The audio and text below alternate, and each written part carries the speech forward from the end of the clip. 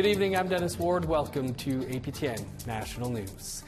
It's been 22 years since serial killer Robert Willie Pickton was arrested for the murder of dozens of women. Today he was officially eligible to apply for day parole. That news angered the families of some of Pickton's victims, and last night a vigil was held at the old Pickton farm. APTN's Tina House was there and has this story. It all began in 2002 when police arrived at the farm belonging to the Pickton family in Port Coquitlam with a warrant to search for firearms. Officers stumbled upon discarded women's clothing and personal items strewn about the property. That's when one of the largest investigations in Canadian history began. Robert Pickton was charged in the deaths of 26 women, but only went to trial for 6. He was found guilty of second-degree murder.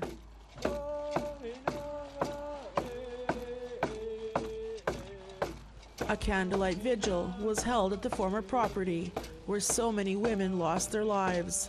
The event is also meant to raise awareness about what they call a serious flaw in the judicial system. Convicted serial killer Robert Pickton is eligible to apply for day parole as of February the 22nd, 2024. Families and advocates say they'll be there along the way to oppose that application. Lorelei Williams' cousin Tanya Holick's DNA was found on the property. Pickton never went to trial for her murder, but Williams organized this event and was visibly emotional when speaking. This is what we have to live with, and the fact that he can apply just shows how much they don't care for us.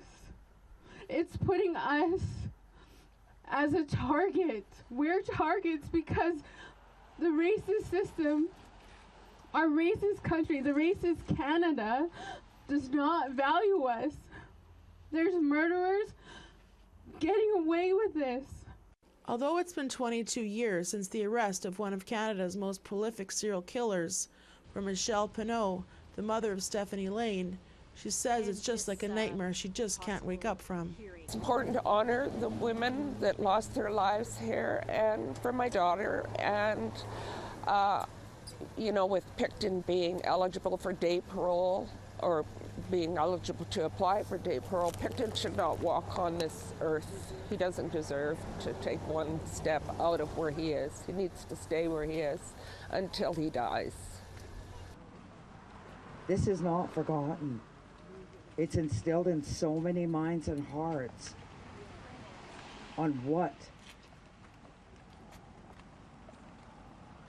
It's our sisters. Tina House, APTN National News, Port Coquitlam. The Sts'ailes First Nation held a traditional ceremony and signing as they claim jurisdiction over their child and family services. And after 3 years of negotiations, the symbolic signing means the nation will move to bring their children back home and reintroduce them to their culture and traditions. APTN's Tina House was also at that event and has more. Thank you. We're here in the beautiful traditional territory of the Sts'ailes First Nation, and joining me today is Grand Chief Willie Charlie and Chief Ralph Leon. Grand Chief, let's talk about today. What's happening here at the Longhouse today? Today we're celebrating our Chief and Council, our community, kind of really supporting the work of taking back the jurisdiction of our children and families, asserting ourselves according to our inherent rights to look after our most precious resource, our children. Absolutely amazing. Congratulations. And what is the decision recently from the Supreme Court? What does that mean, and how does that affect your community? We're really happy with the Supreme Court decision, that kind of verifies and supports the inherent rights for our nation to look after, again, like I said, our most precious resource. We think the statement is really loud and clear, and that we have to find the way with governments to support that work of nations that are ready to do that. Absolutely. Chief Leon, here we are on your beautiful territory. It's a momentous occasion. We're going to celebrate today. We're going to see some cultural ceremony happening. What can we expect to happen during the event today? Well, foremost is the cultural aspect of it, coming from our matriarchs, our Sialakwa. It's one of the most important parts to witness, because our matriarchs are law carriers of everything that goes within our jurisdiction of Sts'ailes. The ceremony today is a ceremonial signing, but what does it mean for action on the ground, and what are your plans now to move forward with taking jurisdiction over your children? We're not new to this work. We've been at this work for a number of years now. The first contract that we held with the Ministry of Children and Families was in 1974, and that was my mom, who's been a part of this work. And then we've already doing some culturally appropriate service delivery in our community. What it means is going outside the community as well to all of our children, no matter where they are in the province. Do we have an idea, Chief Leon, about how many of your children are in different communities, and how many of those kids that you want to get jurisdiction over once again? We don't have exact numbers, but our highest goal is to get those children back home where they belong, a place of culture, a place of community, literacy, and everything that is happening today is going to work towards all of those. Congratulations. Thank you. Back to you in studio. First Nation in the Yukon and the territorial government are appealing to the public to help it repair a historic town site damaged in a flood last spring. These photos show the historic 40-mile town site near Dawson City before it was damaged by flooding last May. Former town site is located on Yukon First Nation's territory and was recently designated a World Heritage Site. Assessment work last summer found structures dating back as far as the late 19th century were washed away completely or sustained various levels of damage. Yukon government has now put out a request for proposals for a heritage conservation plan to help with things like repair and flood mitigation. A finalized plan is anticipated by the end of this year. Nunavuts Legislative Assembly started its winter sitting this week, and the Territorial Health Minister warned that money for non-insured health benefits put forward by Indigenous Services Canada will not be meeting Nunavuts' needs for health care or medical transportation. Nearly 85% of Nunavuts' population is Inuit, with the vast majority using non-insured health benefits. That's a federal program to access health care programs.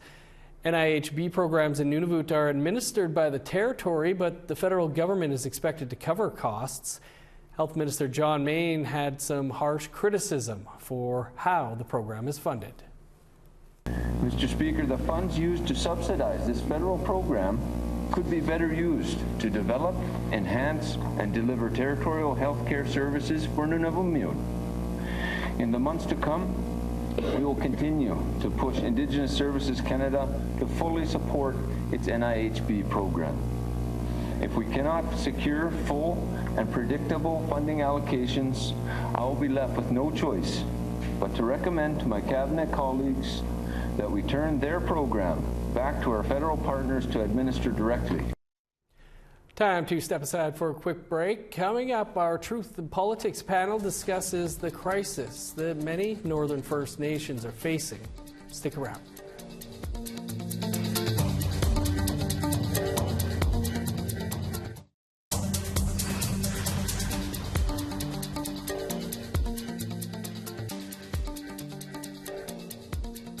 Welcome back. The last few weeks seem to have been filled with many tragedies, including the deaths of young children and states of emergencies called for some nations. And the call for mental health services has also been increasing.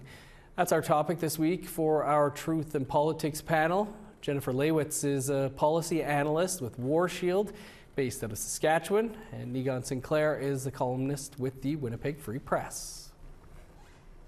Jennifer and Negon, thanks so much for being with us this week. Jennifer, first off, welcome to the Truth in Politics panel. Hi. So a difficult topic for this first week for you, but as you know, there are many First Nations currently under a state of emergency. Many of those seem to involve mental health crisis issues related to violence, addictions. Can you give us a sense of what you're seeing in Saskatchewan?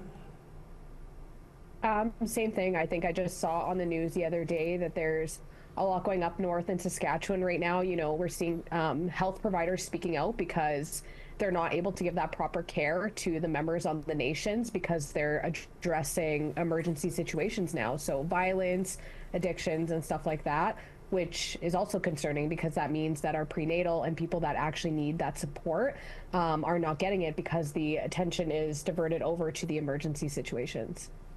Negan, what are your thoughts on what we're seeing out there? If these were situations in cities, they would be dealt in a weekend because they would be resourced appropriately. They would be set up supports appropriately.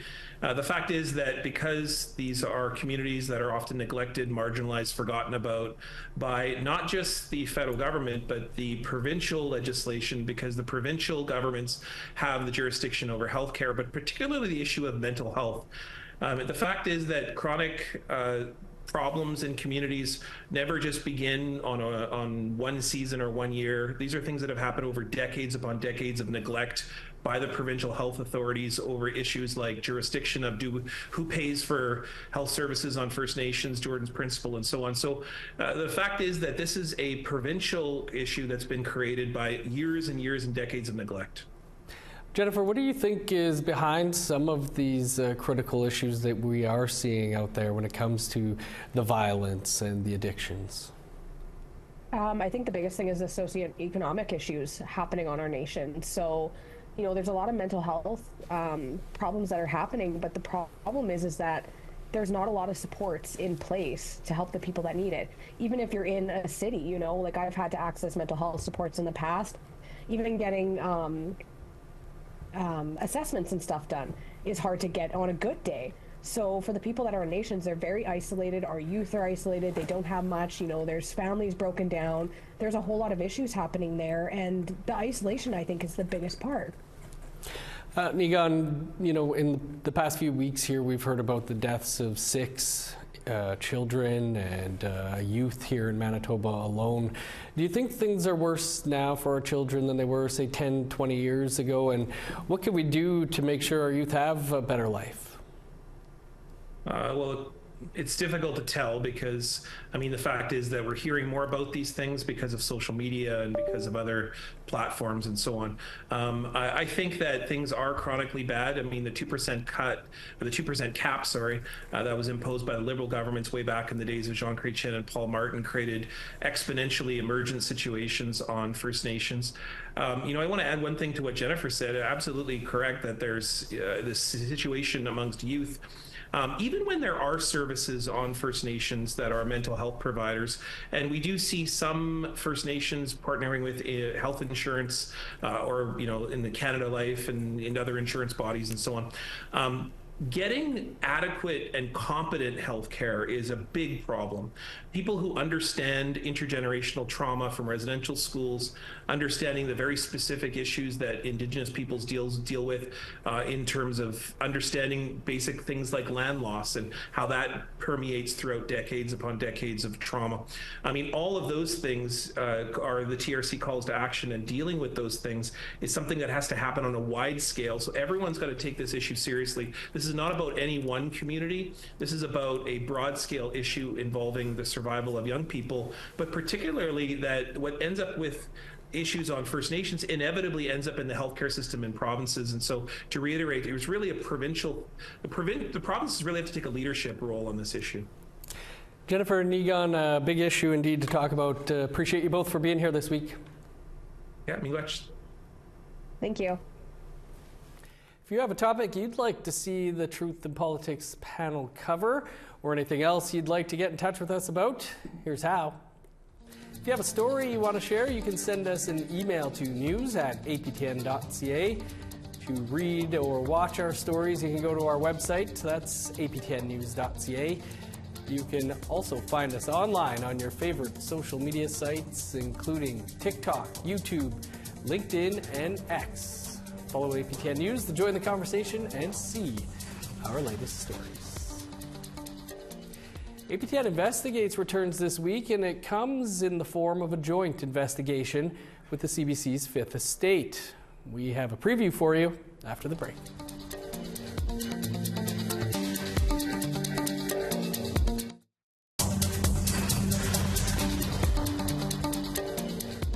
Welcome back. Time now for our photo of the day. It's Festival de Voyageur this week in Winnipeg, the largest winter festival in Western Canada. Today's picture comes from Renee Dong of her 5-year-old son August, wearing a Saint Tour Flashy to school to celebrate the festival. Thank you for sharing. If you want to be featured as our photo of the day, email your pictures to share@aptn.ca. Now let's take a look at tomorrow's weather forecast. Starting on the East Coast, +4 in Halifax, 2 above in Fredericton. -24 with snow in Kuujjuaq, flurries and 11 below in Nain. +5 in Montreal, snow and -14 in Val-d'Or. 11 below in Sault Ste. Marie, flurries and -12 for North Bay. -7 under sunny skies in Thunder Bay, sun's out and -11 in Sioux Lookout. -12 for God's Lake, 13 below in Norway House. -9 in Winnipeg, sunny and 13 below for Barons River. +4 and cloudy in Regina, 1 above in Saskatoon. 4 in Meadow Lake, sunny and 6 in Buffalo Narrows. In northern Alberta, 6 for Fort McMurray, +4 in Grand Prairie. 10 above in Edmonton, sunny and 6 for Lethbridge. 10 for Vancouver and Victoria, 7 in cloud in Kamloops. +2 with snow in Prince George, snow and 4 above in Smithers. -13 in Old Crow, flurries and 3 below for Whitehorse. -3 with snow in Yellowknife, -4 and flurries in Norman Wells. -29 in Sax Harbor, 1 degree warmer in Pawlatuck. 25 below in Chesterfield, -28 with snow in Cambridge Bay. -26 in Resolute, 27 below in Arctic Bay.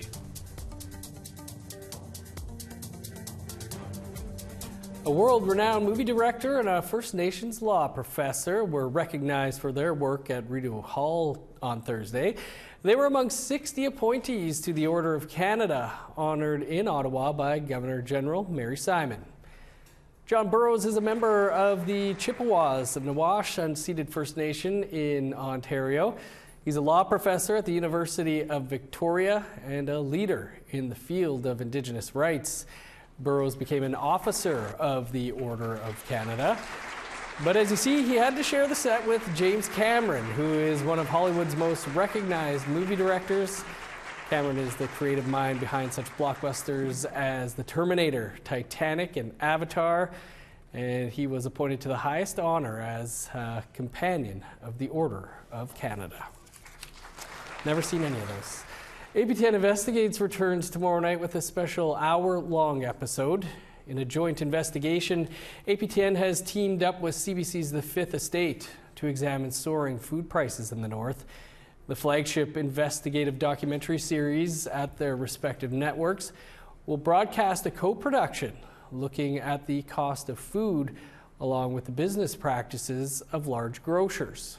Here's an inside look at food for profit.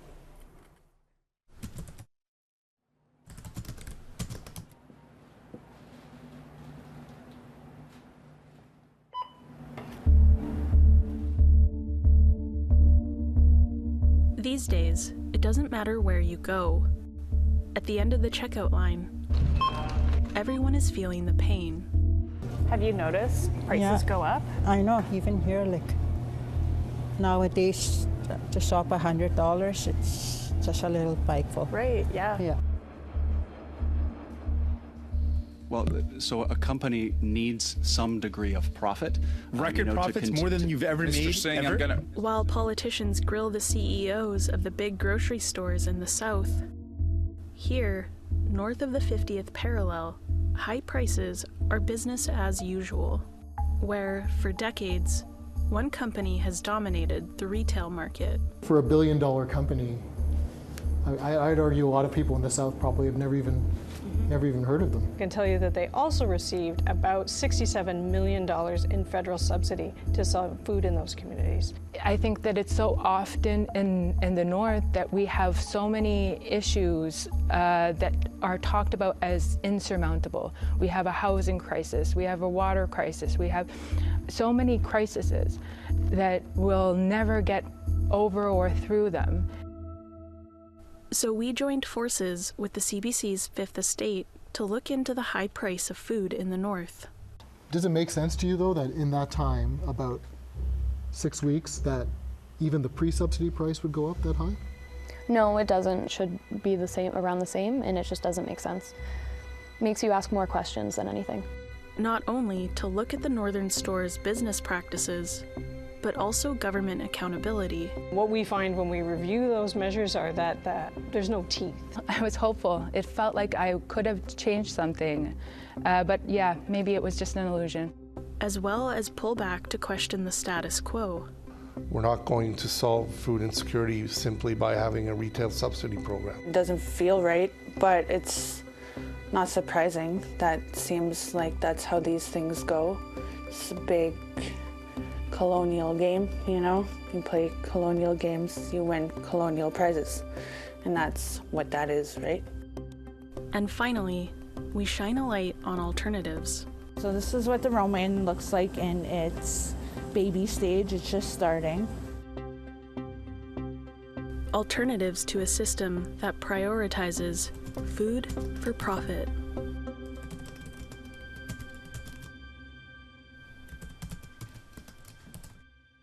Excited for that one? You can watch APTN Investigates Food for Profit tomorrow night, right here, following the APTN National News. And we'll also speak with Brittany and Stephen here on the show tomorrow night. Well, when you think about Yukon, you probably didn't think about heavy metal music. That is, until now.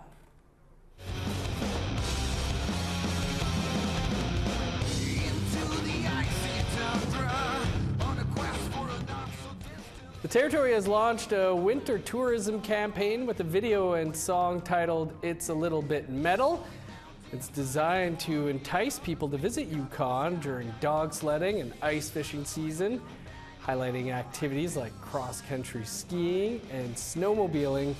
The government explains the phrase being metal is like saying that something is so hardcore it can only be compared to heavy metal music. That is all the time we have for your APTN National News for this Thursday. For news anytime, you can visit our website, aptnnews.ca. I'm Dennis Ward, Marcy McGuitch. Thanks for being with us. Stick around for Nation to Nation. That's up next. We'll see you back here tomorrow.